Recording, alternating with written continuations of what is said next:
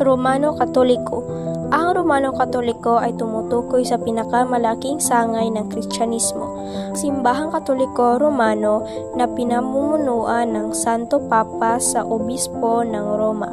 Ito ay isang malaking pandaigdigang institusyon na kumikilala kay Jesus bilang anak ng Diyos at nagpapahalaga sa tradisyon at mga sakramento tulad ng bautismo at komunyon.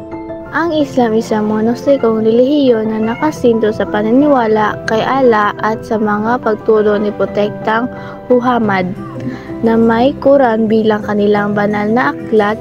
Naniwala ang mga Muslim sa pagsuko sa Diyos para sa kayapaan at pagbibigay diin sa pagsunod, panalangin, kawanggawa, pag-anyo sa Ramadan at paglalakbay ng Haji. Ito ang pangalawang pinakamalaking relihiyon sa mundo na may higit 2 bilyong tagasunod. Sa protestanteng Kristiyano ang nakatuon sa pagpapalaganap ng mabuting balita ni Hesukristo na binibigyang diin ang personal na pagbabagong loob, ang otoridad ng Biblia at aktibong pag-iebanghelyo na pinag-isa ng mga pangunahing paniniwala sa iba't ibang denominasyon. Ang protestante ay mga Kristiyanong humiwalay mula sa simbahang Katoliko ng Reformation at naniniwala sa otoridad ng Biblia, kaligtasan sa pamamagitan ng pananampalataya kay Jesus at hindi sa tradisyon o mga gawa. Maraming denominasyon tulad ng Baptist, Methodist, Lutheran at Pentecostal, pero nagkakaisa sila sa pagbibigay diin sa personal na ugnayan sa Diyos sa pagbabahagi ng Ebanghelyo. Ang Iglesia ni Cristo o INC ay itinatag ni Felix Manalo noong 1914 sa Pilipinas. Tinuturo nilang si Manalo ang sugo ng Diyos sa huling araw, na ang kanilang iglesia ang tunay. Hindi sila naniniwala sa Trinidad. Iisa lamang ang Diyos Ama at si Jesus ay anak ng Diyos ngunit hindi Diyos. Mahalaga sa kanila ang regular na pagsamba, handog at pagsunod sa pamunuan.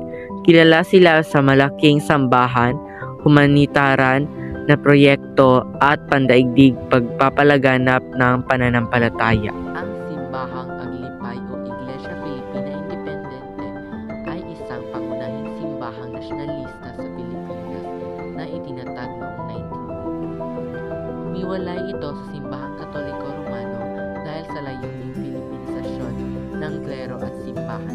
Pinagsasama nito ang mga tradisyong Katoliko at mga elemento ng Protestantinismo tulad ng pag-aasawa ng pare at pagkakaroon ng mga babaeng klero. Itinataguyod din nito ang katarungang panlipunan, karapatan ng mga manggagawa, pakikilanlang.